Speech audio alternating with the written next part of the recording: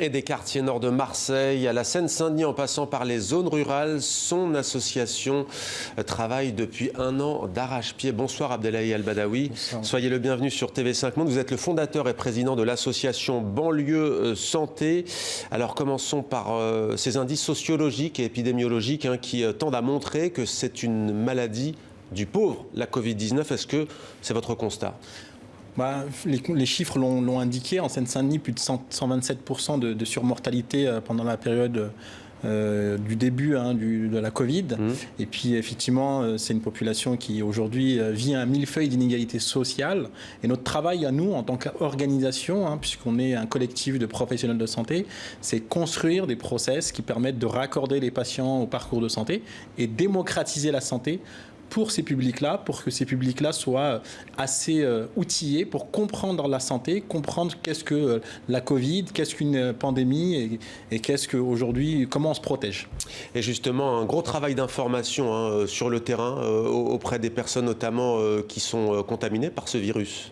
Oui, c'est un travail d'hyper-proximité. On forme aujourd'hui des ambassadeurs Covid et donc et ambassadrices Covid qui sont aujourd'hui formés grâce à un module qu'on a mis en place avec la Haute École de Santé Publique qui nous permet d'outiller les acteurs d'hyper-proximité pour qu'ils puissent transmettre ce message. Et puis aussi, on a décidé de faire en sorte que chaque distribution de kits alimentaires ou kits d'hygiène soit raccordée avec des médiateurs en santé, des infirmières et infirmiers qui vont pouvoir aller au plus près des habitants. Vous êtes vous-même infirmier. Aujourd'hui, quelle est la priorité vis-à-vis de celles et ceux qui vivent dans ces villes et ces zones défavorisées ? Aujourd'hui, pour nous, l'une des priorités en tant qu'infirmier, mais aussi en tant que président d'une organisation et de tous mes collaborateurs et collaboratrices qui travaillent d'arrache-pied depuis le mois de mars sans congé, c'est de pouvoir continuer à faire en sorte qu'il y ait un parcours de santé, qu'il y ait de moins en moins de personnes qui soient en rupture de santé. C'est pour ça qu'on a décidé de continuer nos opérations vues et corrigées, mais aussi d'autres organisations de process pour que les patients continuent à avoir accès à la santé.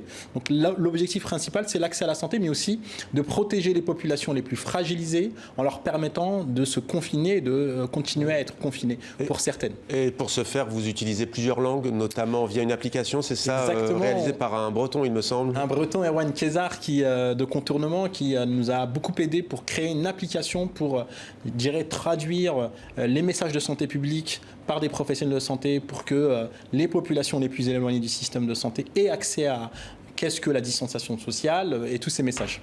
Alors la vaccination, peut-être un mot difficile de ne pas l'évoquer, c'est l'un des espoirs. On imagine que vous avez un gros travail à faire. On sait qu'il y a beaucoup de réticences. Ces quartiers n'échappent pas à la règle, on imagine.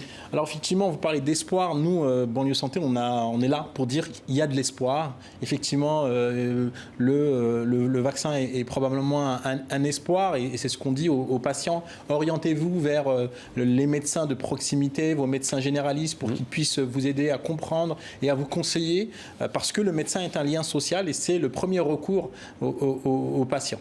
Ouais. Et un mot de la fin peut-être, votre association vise à combler ce fossé qui éloigne les habitants des banlieues du système sanitaire. Est-ce que vous diriez que cette pandémie a accentué la paupérisation ?